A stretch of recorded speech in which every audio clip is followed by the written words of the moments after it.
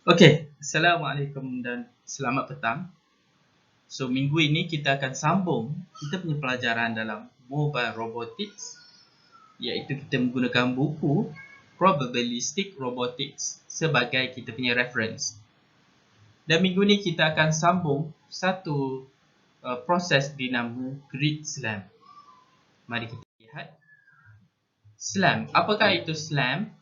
SLAM adalah simultaneous, iaitu dibuat secara serentak, localization, iaitu mencari kedudukan robot, and mapping, membuat peta. Di mana kita membuat proses secara serentak, localization and mapping. So, apakah masalahnya? Kenapa ianya sukar? SLAM, ia sukar kerana untuk kita dapatkan kedudukan robot, kita perlu ada peta untuk dapatkan kedudukan robot. Pada masa yang sama, kita perlukan kedudukan robot yang tepat untuk membuat peta. So, kedua-duanya saling diperlukan dan kedua-duanya masalah yang perlu diselesaikan. Apa yang dilakukan oleh SLAM ialah kita menyelesaikan kedua-dua masalah ini secara serentak. Okey, jom kita lihat. Apa beza SLAM dengan localization yang kita dah belajar? Particle filter, which is PI. Okey, dalam particle filter kita belajar, kita nak cari kedudukan position robot, iaitu X, Y dan theta. Di mana kalau kita ada peta dan ini robot kita sedang melihat arah sini dan ini adalah tengah dia. Ini adalah X dan Y dan ini adalah kedudukan theta, di mana robot itu melihat arah mana, dan Y dan X adalah position dia. So, keseluruhan ini adalah localization. SLAM pula, kita bukan hanya mencari X, Y dan theta, kita ada tambahan peta. So, peta ini boleh diwakili sebagai landmark. Contohnya kita melihat PWTC, kita boleh tahu kita berada di tengah KL. Kalau contohnya di dalam bangunan, kita nampak ada tulisan FKEE, pintu hadapan FKEE. So, kita tahu itu adalah pintu hadapan. Itu adalah sejenis landmark yang kita boleh gunakan. Kemudian kita boleh gunakan seperti yang kita dah belajar dalam chapter 5, iaitu minggu lepas, grid map, iaitu kita gunakan occupancy map. Dari bentuk peta tu kita boleh tentukan robot itu berada di mana. Okey, masalah dia kalau kita menggunakan particle filter macam kita guna dalam localization untuk menyelesaikan SLAM, partikel yang kita gunakan terlalu banyak dan ia menyebabkan prosesnya terlalu berat. Okay, jom kita tengok macam mana researcher cuba selesaikan masalah ini.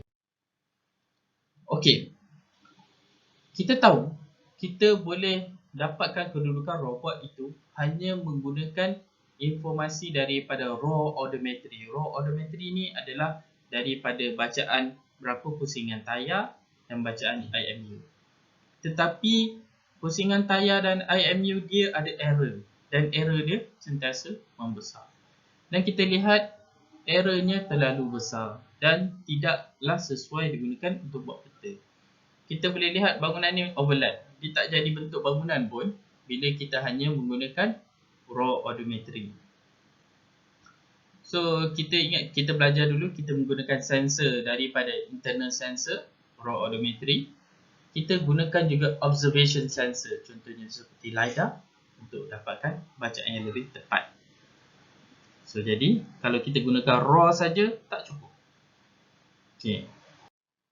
Okey, jadi jika kalau kita hanya menggunakan raw odometry, iaitu U saja, iaitu adalah raw odometry, kita tak dapat membuat peta yang elok. Kita punya map pun teruk, kedudukan robot kita pun teruk.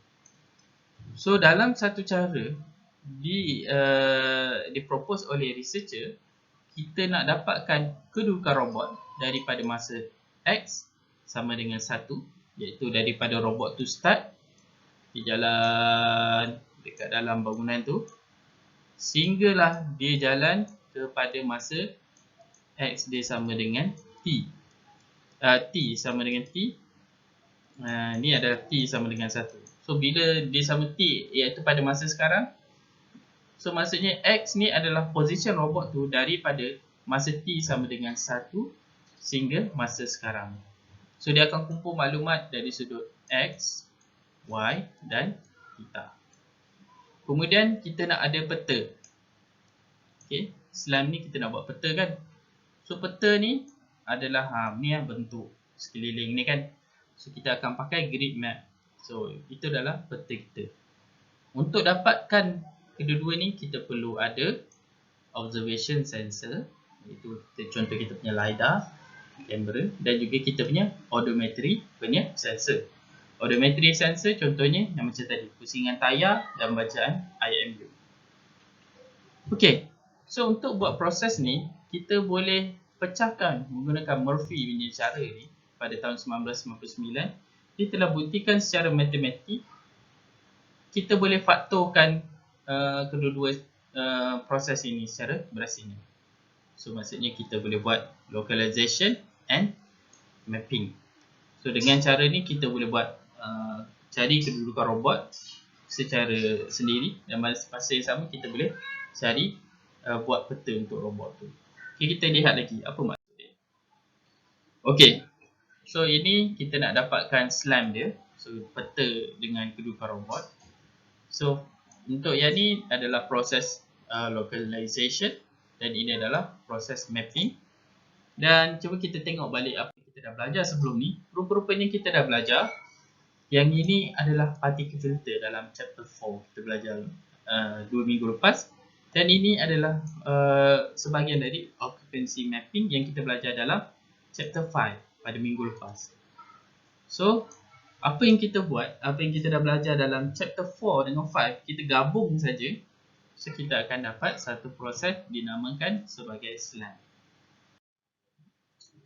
Okey, untuk SLAM ni, ini graphical model dia. So, kita mudah nak faham.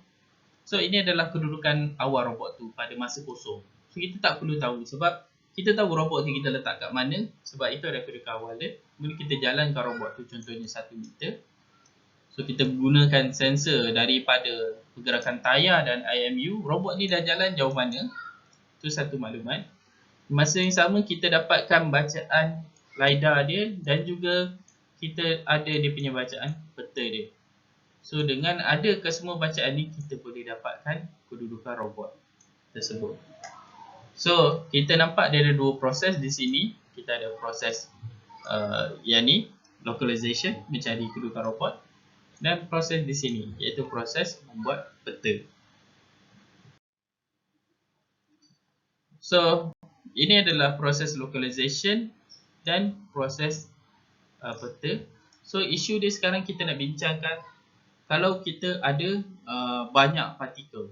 So, partikel filter kan kita dah pakai, kita gunakan partikel sehingga 30, kadang-kadang boleh jadi 300, kadang-kadang kita pakai mengikut keadaan. So, kalau kita pakai banyak partikel, so macam mana kita nak buat kita punya SLAM ni? So, menggunakan raw black equalization ni sebenarnya kita tak ada masalah. Kita boleh simpan setiap partikel ni, kita boleh simpan peta dia sendiri. So, setiap partikel dia ada satu peta dia sendiri, dia simpan. So, apa kelebihan dia kita boleh tengok selepas ni ya. So, kita ada contohnya kita ada 30 partikel dan setiap partikel represent robot tu dah jalan daripada masa kosong hingga sekarang. Kedua, setiap partikel dia ada peta dia sendiri dan proses mapping with known poses. Maksudnya dia buat map daripada apa yang dia dah lihat ni, dia buat close loop dan sebagainya. Tetapi yang penting di sini kita nak simpan semua partikel ni sebab kita tak tahu yang mana yang betul. Sampailah pada satu masa yang kita dapat tentukan mana satu partikel yang betul, mana satu partikel yang salah. Biasanya bila ada berlaku close loop lah, bila dia dah pusing balik ke tempat asal dia, kita boleh nampak partikel mana yang peta dia salah dan betul. Okay. So kita tengok kelebihan dia. Contoh di sini. Saya ada 3 partikel, tiga-tiga partikel saya kekalkan dia.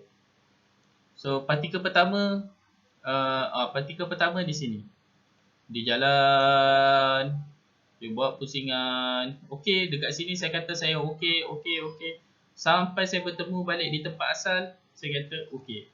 Partikel ni okey, tapi dia still nampak kabur sikit lah peta dia kan. So okey, tapi kurang sikit. Partikel ketiga, dia jalan. Okey, dia patah balik sampai sini. Ni okey lagi. Tiba-tiba bila sampai kat ujung, dekat sini nampak ada dua. Ada dua dinding macam ni kan. Ni satu, ni lagi satu. So dia macam ada dua. Dia patutnya lekat sama kan. So nampaknya dia punya close loop dia tak ada. Close loop dia tak jadi. So partikel ni elok tak? Partikel ni tak elok. So markah dia rendah. So partikel ni kita nak bunuh lah dia, nak matikan dia. Lepas tu kita cuba yang ketiga pula. Kita cuba jalankan dia. Oh cantik. Dia jalan okey. Dan bila dia sampai sini pun okey. So partikel 3 dia okey dan nampak dia punya peta dia, image dia sharp. Pada pandangan saya lah, ni subjektif. So saya kata ni adalah partikel yang markah paling tinggi.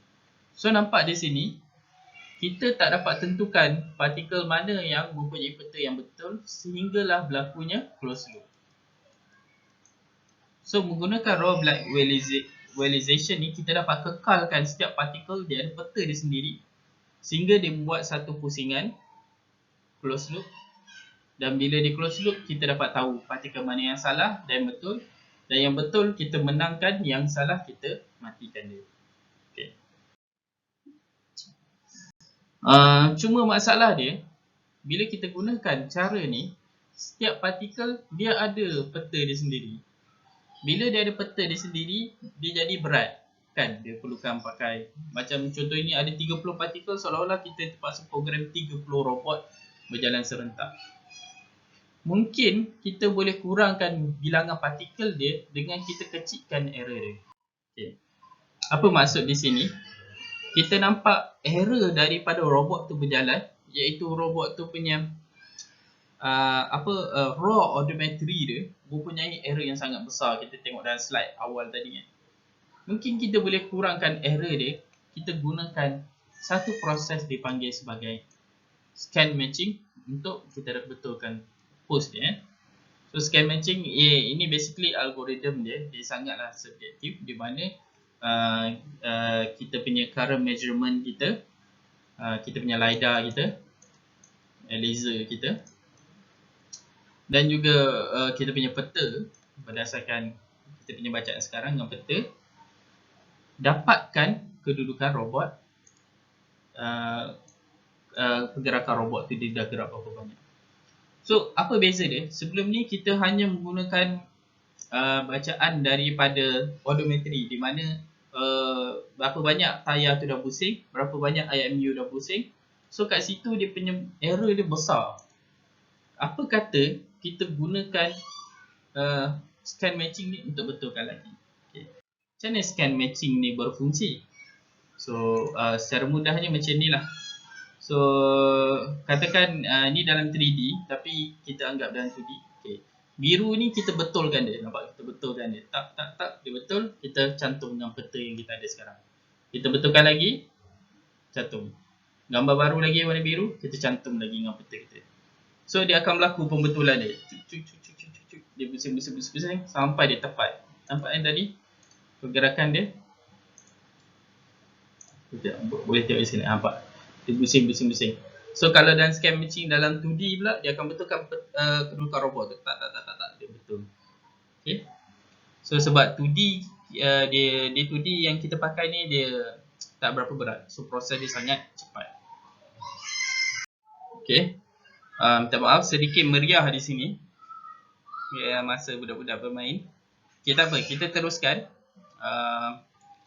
Okay. So bila kita guna scan matching tadi, kita punya error daripada kita ambil bacaan wheel saja dengan odometri saja, kita boleh tengok error dia. bila robot kita berjalan, lagi jauh robot kita jalan, lagi besar error dia. So apa maksud dia? So kalau kawasan error dia sebesar ni, kita perlukan banyak partikel untuk mewakili error yang besar. Okay. So lagi besar dia punya kawasan error ni, so robot ada kemungkinan berada di sini, di sini, di sini dan mana-mana saja. So ini bermaksud kita perlukan banyak partikel untuk mewakili kedudukan robot tu. Dan bila kita perlukan banyak partikel, tak elok lah sebab setiap partikel dia ada peta dia sendiri. So apa kata kita gunakan scan matching tadi untuk kita punya U kita, odometri kita. Kita tengok scan matching, dia punya error dia kecil. Sebab dia ada pembetulan kan. Setiap kali robot tu jalan, dia betulkan, dibetulkan. Dan kita boleh lihat dia punya error kecil, sangat kecil. So apa maksud kalau error dia kecil ni?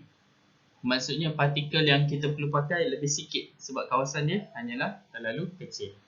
So sebab tu kita akan pakai scan matching. So ini contoh scan matching untuk 2D yang kita boleh tengok. So tadi odometri nampak buruk kan, dia jadi rosak apa semua pada awal tadi. Tapi kalau kita pakai scan matching nampak cantik je, robot tu dapat membuat peta. Akan tetapi walaupun dia cantik, dia still lagi nampak ada gambar berkembar-kembar di dinding tu. Maksudnya dia ada error dia lagi. So dia tak cukup tepat lah. So, kita kena ada kita kena ada particle filter untuk perbaiki benda ni. So bayangkan ini hanya untuk satu partikel. Kalau kita ada 30 partikel membuat proses yang sama dan kita pecahkan dia pada satu kawasan yang pada kedudukan robot tu, mungkin kita akan dapat bacaan lebih tepat. Okay. So apa yang kita tahu, idea dia kita tukar daripada bacaan odometri, wheel punya pusingan dengan IMU saja yang banyak error dia, kita tukar kepada satu yang lebih tepat. Menggunakan cara ni kita dapat bacaan locally consistent. Dia maksudnya kalau robot tu jalan 5 meter ke depan, still error dia sangat kecil kalau berbanding menggunakan odometri saja, raw odometri. Dan ini bermaksud setiap kali robot tu dia jalan secara kecil, kawasan kecil dia dah betulkan, kecil betul. So dia punya error dia sangat kecil sebab dia sentiasa berlaku correction. Dan menggunakan cara ni lebih sedikit partikel diperlukan disebabkan error dia lebih kecil. Ini dia the best thing lah. So ini dia dijumpa oleh Hahnel ni. Saya tak pasti macam mana sebut dia, pada tahun 2003. Okay. So sekarang researcher pada 2003 dia perkenalkan benda ni. So daripada kita gunakan U biasa, kita gunakan odometri punya bacaan, iaitu bacaan tayar dan IMU, mana robot tu tengok arah mana. Dan kita juga gunakan bacaan LiDAR scan matching untuk dapatkan kedudukan lebih tepat. Bila error kat sini rendah, error dia rendah, so katakan dia kata robot tu berjalan 1 meter ke hadapan dan error dia mungkin tambah tolak 0.1 cm sahaja, ataupun 0.001 meter kan. So sangat kecil. So bila kita gunakan ni, kita dapatkan bacaan observation dengan mapping punya proses. Bila kita gunakan correction daripada sini lagi, so kita punya error yang banyak ni tadi, dia akan jadi lebih rendah lagi. So kita ada banyak correction dan tepat. So bila kita ada bacaan yang setepat ini, kita tak perlukan banyak partikel untuk mewakili kedudukan robot kita. Okay? Dan ini adalah penyelesaian yang sangat baik. Okay, kita tunjuk macam mana proses kita gunakan 15 partikel saja untuk di dalam bangunan ni. Nampak kan? Partikel tu dia makin lama makin pecah. Kita kekalkan semua dalam peta dia. Semua kita rasa betul. Tapi bila dia berlaku close loop tadi, baru kita rasa macam dekat sini okey, semua betul kat sini. Bila close loop kita nampak macam dari 15 partikel tu 13 salah. dua yang betul. So kita kata kita matikan 13 tu, kita kekalkan dia. So bila ada close loop, dia pusing balik pada tempat asal dia, baru kita nampak salah dia, baru kita start resampling. Kita matikan yang salah dan hidupkan yang betul. Sebelum tu kita biarkan semua hidup. Okay, so bila kita compare dengan apa yang kita dah buat tadi, grid slant dengan odometry tadi, kita pakai odometry saja, nampak peta kita sangatlah salah. Dan kita perlukan partikel dari 500 hingga 2000. Tapi menggunakan grid slant, kita gunakan scan matching. Betul kat odometry kita gunakan scan matching, kita dapat bacaan yang lebih tepat. Okay, ini adalah pada tahun 2004. Semua ni memang meletup lah. Dan ini yang menyebabkan robot boleh bergerak dalam environment yang kita ada ni lah. Sehingga kini masih ramai lagi menggunakan cara ini untuk slant 2D. Okay. Further improvement. So kita dah ada kita punya proposal kita, bentuk partikel kita nak betulkan sedikit lagi. Lepas tu kita nak resampling. Isu resampling ni, bila kita resample, contohnya kita selalu resample, contohnya kita ada 15 partikel, tapi ada satu je partikel yang betul, 14 yang lain salah. Kita suruh semua jalan, tapi bila kita resample, dia akan secara rawak, dia akan matikan partikel dan hidupkan balik. Cuma kebarangkalian partikel yang mempunyai markah tinggi tu, kebarangkalian dia tinggi. Sebab kita bermain dengan kebarangkalian. So bila kita buat banyak kali, kadang-kadang yang betul pun akan mati juga. So what happen, partikel yang satu yang betul tadi, 14 yang salah tu, satu yang betul kadang-kadang kita tak sengaja kita termatikan dia dan kita hidupkan kepada yang salah. So last kita tak ada partikel yang betul, peta kita tak menjadi. So benda ni adalah masalah yang besar. Dan researcher dapati kita perlu selesaikan benda ni dengan cara kita buat resampling bila masa perlu saja. So bila kita perlu resampling, kita tengok. Okay, first tadi ada dua tadi, satu yang proposal, satu yang resampling. Yang kedua resampling. So proposal, okay, ni contohnya error dari robot kita bila berjalan. Tapi kita tukar proposal, kalau robot tu berjalan dalam hall ataupun lorong yang panjang, error robot tu mestilah bukan macam ni kan, bukan titik-titik kiri kanan. Sebab kita tahu robot tu mesti berada di tengah-tengah bangunan, dia bukan berada di kiri atau kanan. So kita akan, titik dia akan lebih kepada memanjang ke belakang. Okay, itu satu. So dengan cara tu kita boleh kecilkan ruang di mana ada partikel lah. Kedua, bila dia berjumpa dengan dinding macam ni, dia akan jadi satu titik. Sebab kan tadi dia memanjang titik banyak-banyak, tapi bila dia jumpa dinding, aku ada di sini saja rupanya. Okay.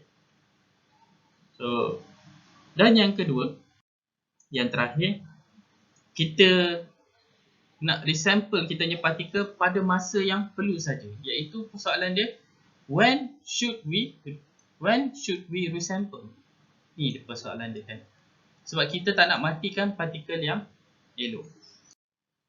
Dia menggunakan formula ini, iaitu ini adalah markah pada setiap partikel.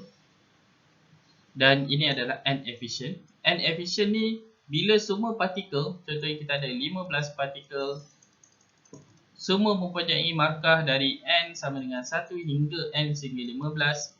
Dia punya weight dia setiap satu adalah 1/15. Semua sama. So kalau macam ni, weight dia sama dengan 1/15. So kalau semua sama, N efficient dia akan jadi tinggi. Dia akan jadi 1 lah biasanya.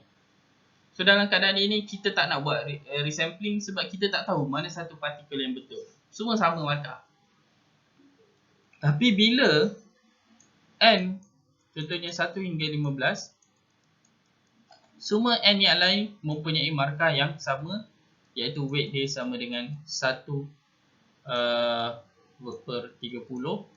Yang lain semua 1/30, kecuali N sama dengan 10 dan N sama dengan 9. Contohnya kedua-dua ni mempunyai markah yang tinggi. Contohnya 7/15 ataupun 14/30. 14/30. So nampak ada di kalangan partikel yang banyak ni, yang partikel ni, ada di kalangan partikel ni yang mempunyai markah yang tinggi. So bila markah dia tinggi, N efficient dia akan jatuh. So kalau dalam kes ni, kalau N efficient dia kurang daripada contohnya 0.5%, 0.5, so kita akan do resampling sebab dia akan menunjukkan berlakunya perbezaan nilai partikel dan partikel betul tu tinggi. Okey, kita tengok bila benda ni berlaku ya. So benda ni dia buat oleh mathematician, oleh Döchert pada 1998 dan dibuktikan oleh Arulam Palam. So very good. Ini memang matematik lah. So macam mana proses dia, kita boleh lihat di sini lah. Okey, ini adalah N efficient dia. So kononnya dia punya nilai asal dia 30. Dia ada 30 partikel. Dan semuanya markah dia lebih kurang sama. Kecuali bila berlaku close loop. Contohnya ni robot kita. Dia jalan. Saya guna color lain lah. Dia jalan. Dia buat peta. Semua buat peta sendiri. Tiba-tiba dia patah balik sini. Oh, dia tengok berlaku jatuh sangat tinggi sampai dekat dengan sampai separuh. Bawah dari separuh. Di mana ada partikel yang bila dia close loop, peta dia tak jadi. Peta dia bentuk dia tak betul. So dalam kes ni, partikel ni mempunyai markah yang mempunyai markah rendah. So ada partikel mempunyai markah tinggi dan rendah. Yang betul, bila close loop, peta dia betul, markah dia tinggi. Close loop, peta dia tak betul, markah dia rendah. So berlaku perbezaan markah antara partikel. Contohnya dua je partikel yang betul. So partikel-partikel yang lain 28 tu kita matikan dia dan kita hidupkan semula pada kawasan partikel yang betul. Lepas tu kita hidupkan pada kawasan partikel yang betul, kita teruskan perjalanan lagi. Okey, kita teruskan perjalanan. Jalan lagi sampai di close loop lagi sekali. Dan yang ni dia ada close loop lagi sekali. So dalam keadaan close loop yang kat sini, dia akan berlaku lagi kejatuhan dia punya. Dia punya markah disebabkan bila ditutup balik, oh partikel ni bentuk peta dia salah. So markah dia rendah. So partikel yang satu ni bentuk peta dia betul. So markah dia tinggi. So yang tinggi je lah yang hidup. So bila berlaku ni kita resample sebabkan ada partikel yang betul dan ada partikel yang salah secara jelas. So itulah N efficient punya cara. So sangat ini. So keseluruhan proses tadi, SLAM tadi, dengan N efficient, dengan scan matching kita semua tu, kita gabungkan semua dia. So diorang try. Okay. Ni di makmal Intel Lab, digunakan 15 partikel dan digunakan komputer 2.8 GHz. Resolution dia 5 cm, besar setiap kotak tu. Dan resolution map yang terakhir dia 1 cm. Sangat tepat lah, cantik. So ni peta dalaman bangunan dia dapat. Memang cantik lah. Dan ini adalah proses dia. Pakai 15 partikel tu, kita tengok proses dia. So 15, merah, semua kita kekalkan sampai di close loop. Dia datang balik tempat asal dia. Oh, yang salah tu dia matikan dan dihidupkan yang mana? Yang betul sahaja.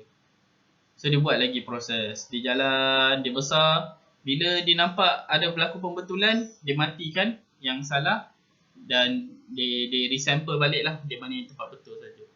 So dengan cara ni dia dapat kekalkan partikel yang betul dan dia dapat letak partikel pada kawasan yang betul saja. Contohnya partikel satu dia betul. Okey, sekarang dia betul close loop. Okey, kita pakai partikel satu. Tapi bila partikel satu jalan, error dia makin besar kan. So dia perlukan banyak partikel. So daripada satu dia jadi 10 contohnya. Pada partikel satu punya kawasan dia jalan-jalan-jalan. Dari 10 tu, okey, satu ni je yang betul. 9 yang lain salah. 9 yang lain mati. Dan kita teruskan dengan satu partikel yang satu. So dia macam survival the fittest lah. Siapa yang sentiasa betul dia hidup. Dan yang salah akan mati. Dan akhirnya kita ada peta yang cantik. So ini daripada Freiburg University. So Freiburg ni saya touchness dia punya dalam slide dia. So dia menunjukkan robot ni dia buat jalan outdoor kat luar bangunan. So nampak kan, ni macam kawasan rumput-rumput semua kan. So ni luar bangunan. Ini adalah bentuk luaran bangunan lah. So ni semua kawasan luar dia, pusing. Besar. 1.75 km. So kita boleh lah nak buat robot food delivery ke apa ke. So sebabkan kawasan dia besar, kita kena pakai lebih besar lah dia punya resolution. Dan kita kena pakai partikel yang lebih besar, lebih banyak. Sebabkan kawasan dia lebih besar, error dia lebih berbagai. So kita perlukan lebih banyak partikel lah. Dan hasilnya sangat cantik. MIT Killian Court pun dia pernah try, dia panggil the Infinite Corridor dataset. So infinite ni macam ni gambar ni kan. Nampak koridor dia panjang, lepas tu sama. So robot tu je menjadi pening, aku ni ada kat mana. Tapi menggunakan cara particle filter ni, nampak walaupun koridor yang panjang-panjang ni, dia still lagi dapat buat peta robot yang cantik. Okay, ni kita tengok infinite corridor tu. Okay. So dengan cara ni kita dapat menghasilkan peta robot yang sangat cantik. Dan kita nak pakai this process yang di dalam ROS, kita panggil dia sebagai G-mapping. Okay, so basically kita menggunakan satu idea dipanggil raw Blackwellization, iaitu fast SLAM yang sangat cepat. Kita gunakan grid map dalam chapter 5 kita. Kita gunakan particle filter dalam chapter 4 kita. Kita gabungkan chapter 4 dengan chapter 5 kita. Kita jadikan satu, dinamakan sebagai grid SLAM. Okay. Okay. So kita gunakan, kita dapat tahu bahawa kalau kita gunakan raw audiometry, iaitu bacaan tayar dan juga IMU, bacaan dia tak tepat.